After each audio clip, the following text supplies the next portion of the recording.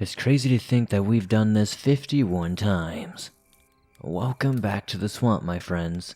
It's good to see you made it back for another episode. We are once again trudging through the swamp to look for some unexplained cryptid encounters. As always, if you have a story that you would like to share in a future episode, be sure to submit your story at swampdweller.net or the email you can find in the description down below. I'd love to share your story with everyone here in the swamp. Joining me today is my good friend Miss Creepy Tales. She helped me read a few of these stories, and if you enjoy her voice, please be sure to check out her channel.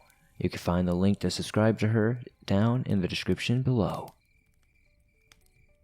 Part podcast studio, part magical refuge, Realm is the audio entertainment company that creates original fiction podcasts, including official continuations of popular franchises. Realm collaborates with best-selling and award-winning writers, directors, artists, and actors to create expansive, diverse, and immersive shows. High-quality story, sound design, and editing, like Game of Thrones, but for your ears. Available wherever you get your podcast. You can follow Realm everywhere you have social media at Realm Media, or go to realm.fm. Realm has a lot of cool shows coming up, like Lowlife. Lowlife is a horror comedy featuring a chupacabra exterminator and a marine biology student who become unlikely allies while solving a monstrous murder. Ever since the Florida swamps went feral a few years back, Brad Marlin has been killing chupacabras. But on a standard house call for a new student to the area, things go terribly wrong. Brad's coworker is murdered, and Brad suspects it's not those chupacabras they've all gotten used to. A new monster is in their midst, but there's more than one secret hiding in the swamp. A missing millionaire's daughter, a top-secret government project, and a radical environmental justice group all collide to give this twisty mystery an explosive conclusion. New episodes drop every Tuesday. Learn more about Lowlife and other podcasts like it at realm.fm and listen and subscribe wherever you get your favorite podcast. Now, let's get into these creepy and allegedly true cryptid encounter horror stories.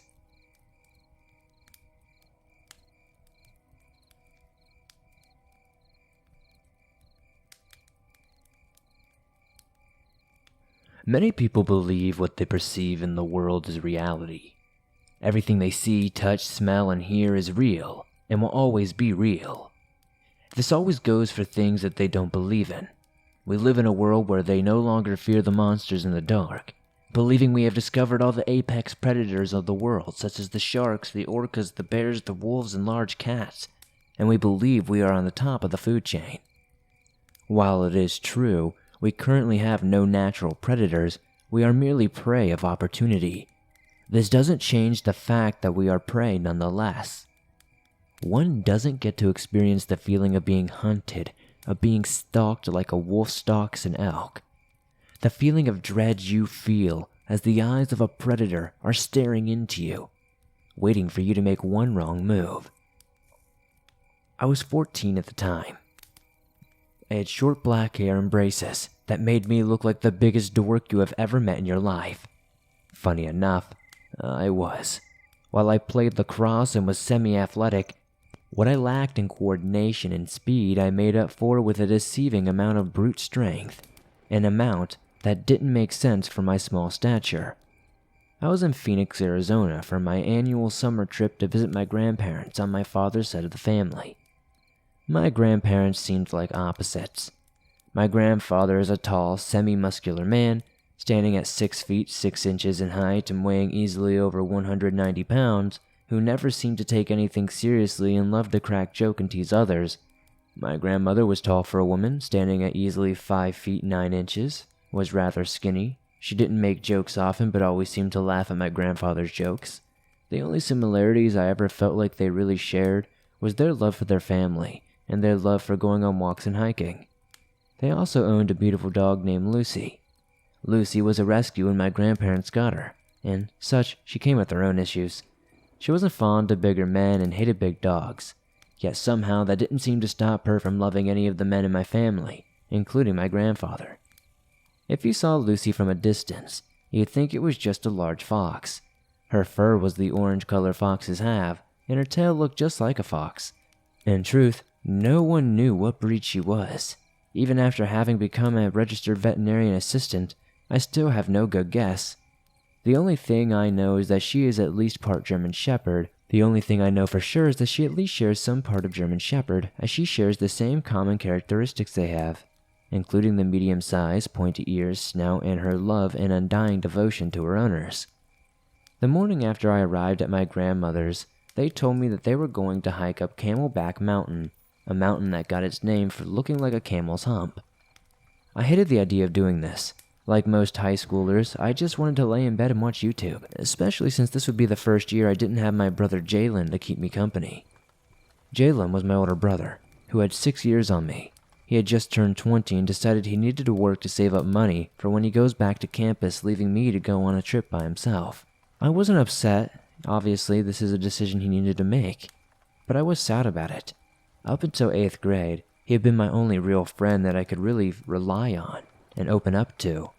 As I was sitting in the car with my grandmother, I remember staring out the window, admiring the scorching sun, and listening to the steady panting of Lucy in the back. I looked up into the rearview mirror in hopes of seeing her smiling face, instilling confidence in me.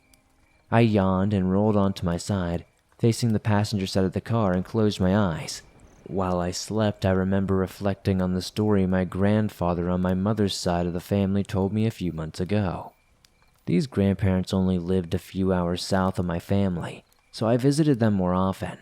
My grandfather, who I will refer to as Papa to help separate the two, is a short, overweight man who loved his grandchildren more than life itself, but he took a liking to me more than anyone else. I think the reason for this was because I took the time to listen to his story.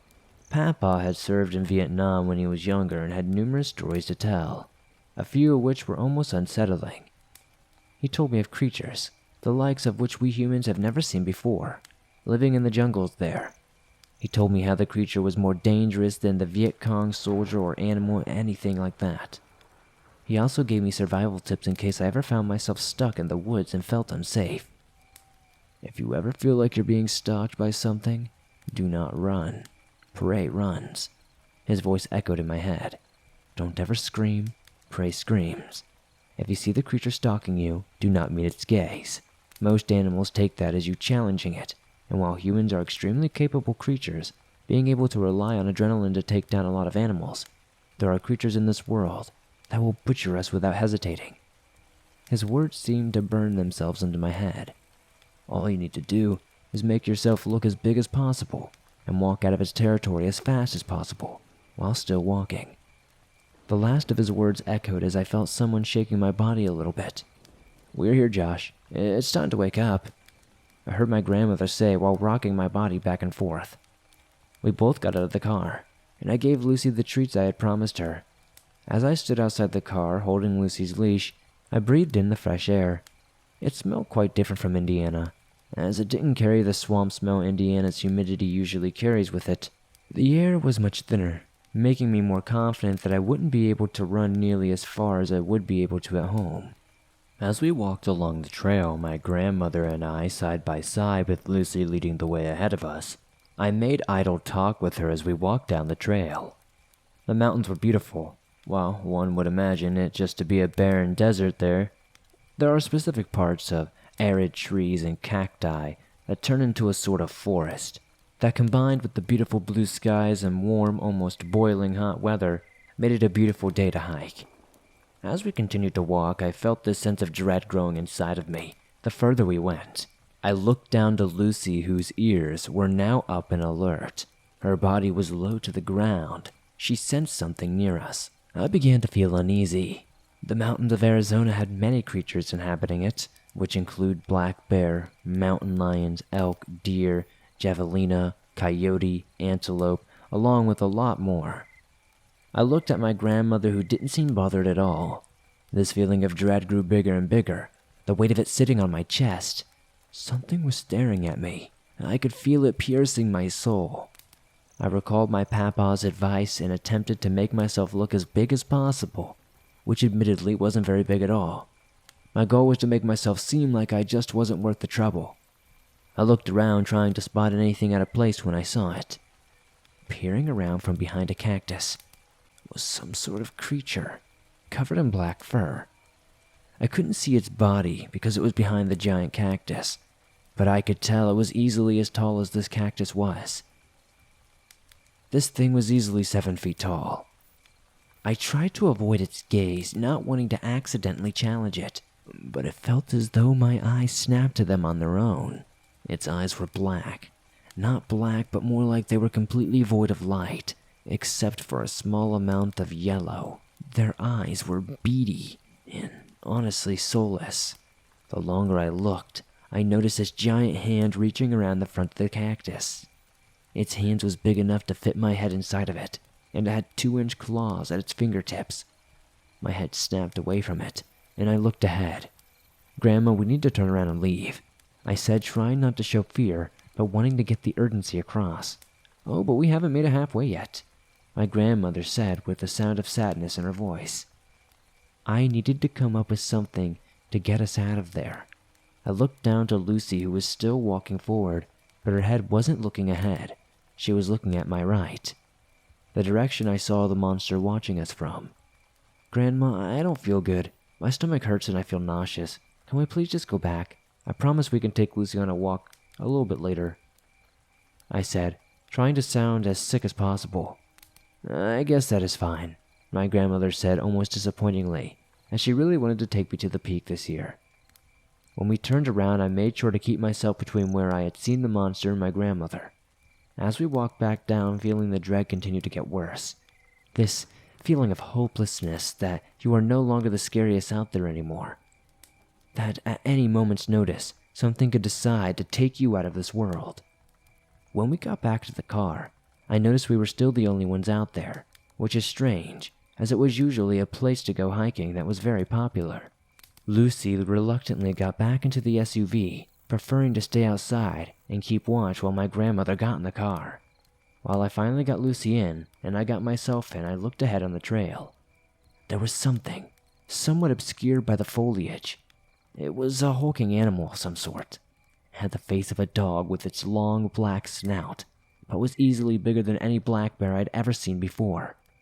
It stared at me, into my soul once again, but it never moved, only stared at me, which was almost scarier than it charging us. We went back home, where I sat in my room and immediately called my papa. Honestly, he would be the only one that would believe me. 2 days later, my grandmother told me she had seen something weird on the news of a few hikers going missing on that very same trail. She thanked me for convincing us to leave. I still have never ever gone back to those mountains. Even as I've gotten bigger and more experienced hunting and such, I just don't trust it. I now carry a serrated pocket knife that my papa had given me for my 15th birthday everywhere I go. I will never forget the advice he had given me.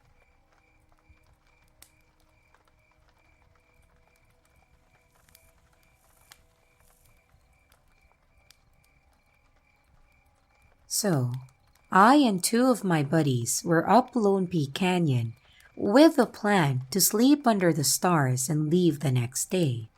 So we got everything set up and decided to go swim in the lake.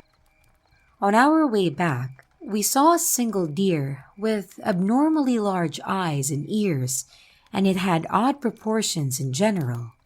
I've grown up in Utah Valley my whole life, and I've seen thousands of deer, so I know what they usually look and act like. The deer was sitting on a rock like a dog, and it turned its head to watch us without giving any reaction. Its head seemed to turn and follow while its body stayed perfectly still. It almost looked like its head was detached from its body. I decided that it was just an odd occurrence and that I should just ignore it. This was at 4 p.m. About 30 minutes later, we were at our campsite and we saw the same deer chasing another, but it stopped and continued to just look at us for maybe 5 minutes. When we all looked away, it almost just disappeared. Maybe it took off as soon as we looked away, but this was also odd. 30 minutes after that, we saw the same deer, probably 200 yards away up on the side of the hill overlooking us. It stayed there for at least 45 minutes, just staring at us. The fourth time we saw it was later around 9:30 p.m. when we were in our sleeping bags getting ready to go to bed. The deer came up from the river that we were next to, probably 20 feet away, and just looked at us again for maybe 2 minutes and then went back down. The same thing happened again in the same spot 15 minutes later. It almost seemed to be checking if we had gone to sleep yet. It continued to check on us one more time, 15 minutes later again. At this point, I was a little freaked out, but didn't want to say anything because I was afraid my friends would say I was imagining things. So, we all tried to go to bed. And at about 10:30 to 10:45, we started hearing something maybe 10 feet away just under the hill that led to where the river was.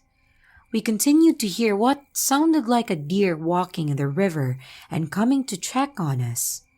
Every time it would get close, we would start talking and shine our lights into the trees to see if we could see anything. This happened enough to the point that we grabbed everything and left at midnight. On our way down, my buddies said they kept seeing silhouettes off to our sides. The entire way down we kept seeing weird things like a deer right next to the road staring at the mountainside at literally nothing, not moving or reacting or grazing. We continued to see more and more deer that were behaving oddly. But remember that we have all seen thousands of deer just up that canyon itself, and they never behaved like that. Please, anyone, let me know if you think it might have been something.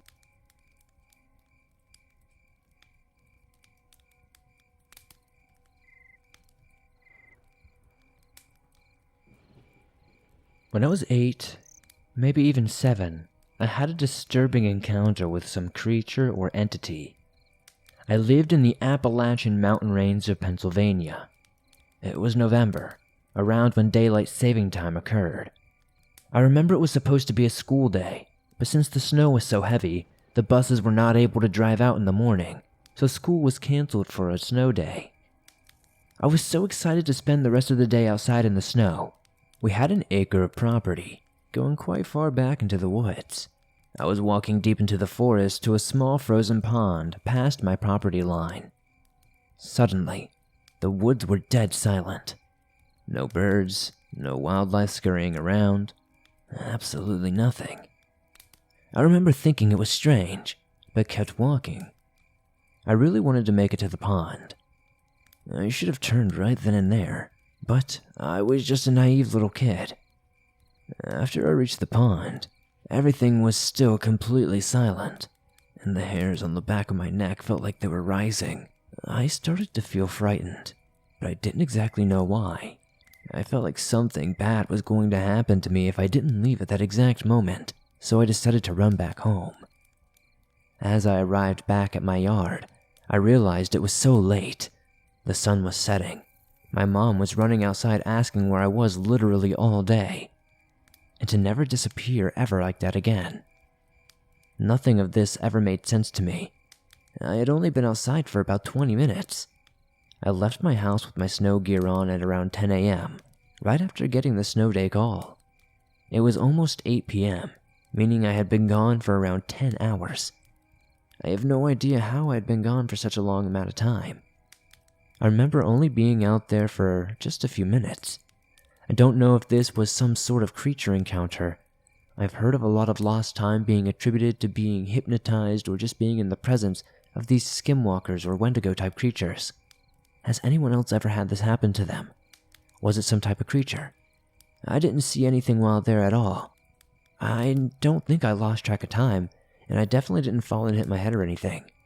What do you think happened? Please let me know in the comments below.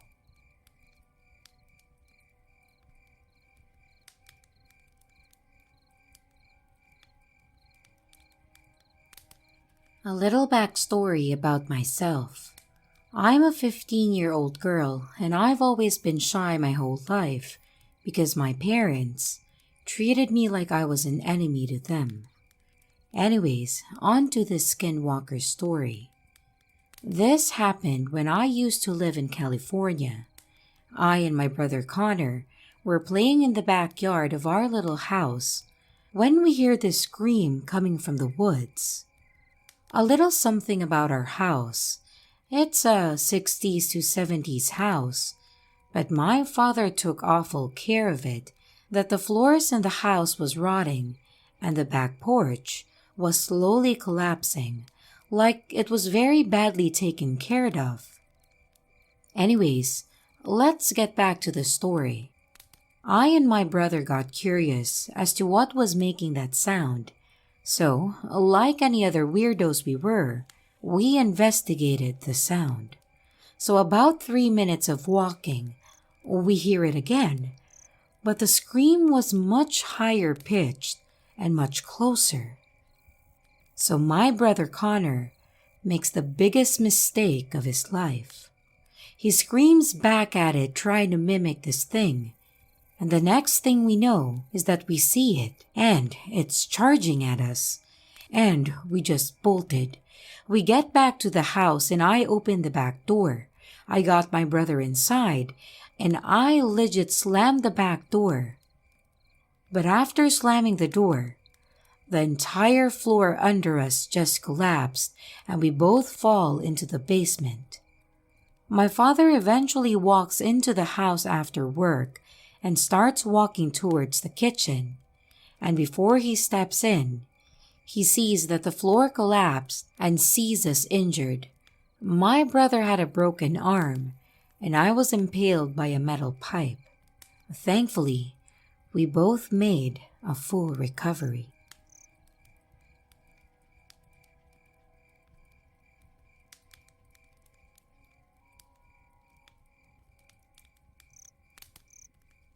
This might sound strange, but as a child I used to see things that are not normal.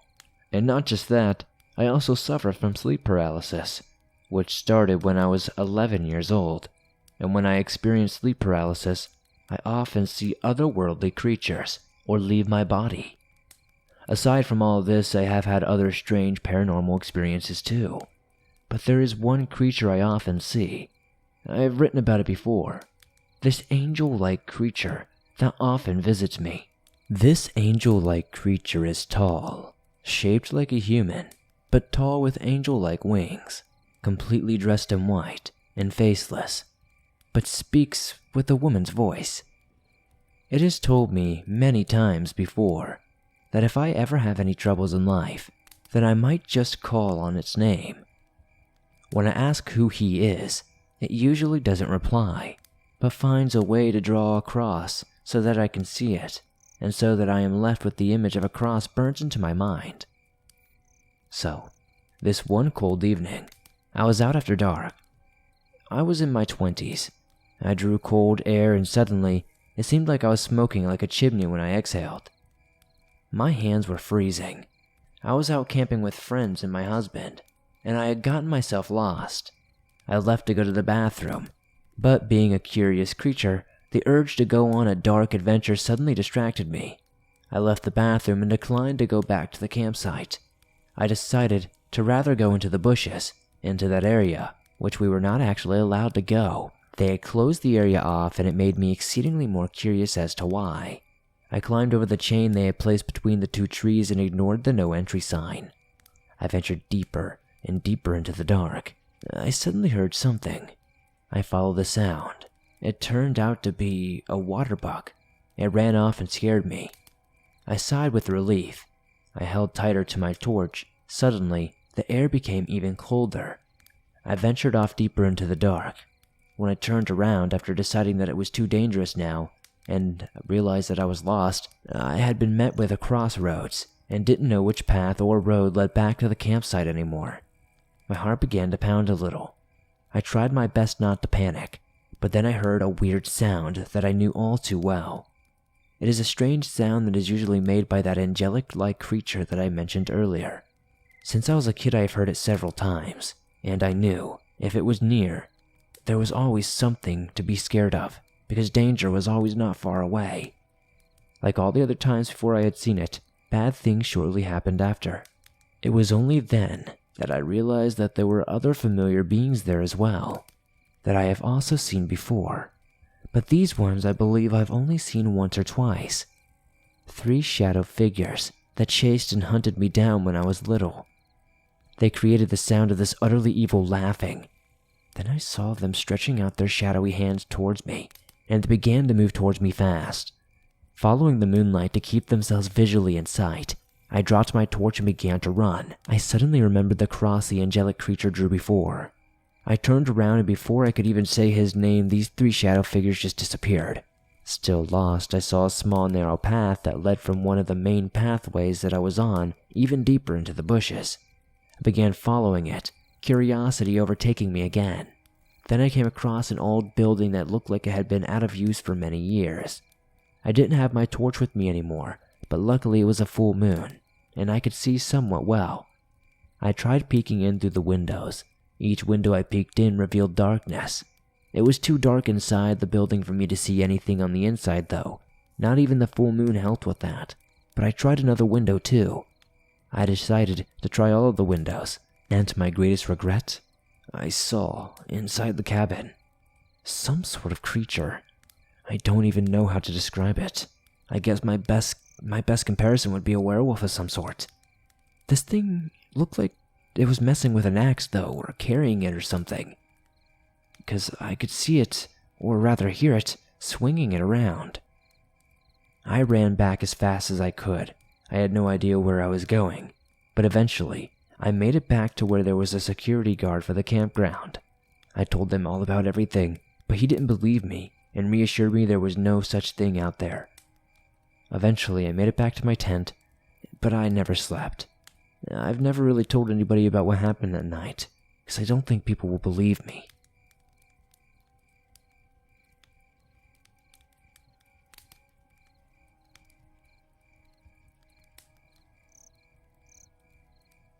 Thanks for listening to these creepy and allegedly true cryptid encounter horror stories sent in by viewers just like you. If you enjoyed these stories, please be sure to hit that like button, as it helps me out a ton. The more likes this episode gets, the more YouTube promotes it in the algorithm, and that's incredibly helpful to the swamp. If you're listening to this on iTunes or another podcast platform, please be sure to give this a 5-star rating, as that helps us out a ton over there. If you enjoyed my guest today, Miss Creepy Tales Voice, please be sure to check out her channel and scary stories. You can find the link to do so in the description down below. If you have a story that you would like to send in for a future episode of Cryptid Encounters, be sure to submit it at swampdweller.net or the email you can find in the description down below. I'd love to share your story with everyone here in the swamp. It's stories like yours that truly help keep this show going on a daily basis. If you're on the go, but don't have YouTube Premium, but still want to listen to your favorite Swamp Dweller scary stories no matter where you are, you can download them absolutely free from iTunes, Spotify, Stitcher Radio, and just about everywhere else you find your favorite podcast online. It's absolutely free and always will be. If you would like to support the swamp outside of hitting that like button, subscribing, and potentially giving us a 5-star rating on iTunes, maybe check out the merch store. I've got t-shirts, hoodies, and more. I'd love to see you guys wearing some cool swamp threads. I'd love to know what story was your favorite tonight in the comments down below. I don't know if I can choose one, but I'd have to say maybe story number 1 was my favorite. The detail were definitely interesting. Be sure to join me on Instagram, Twitter, and Facebook, and I'll see you guys soon with another creepy video.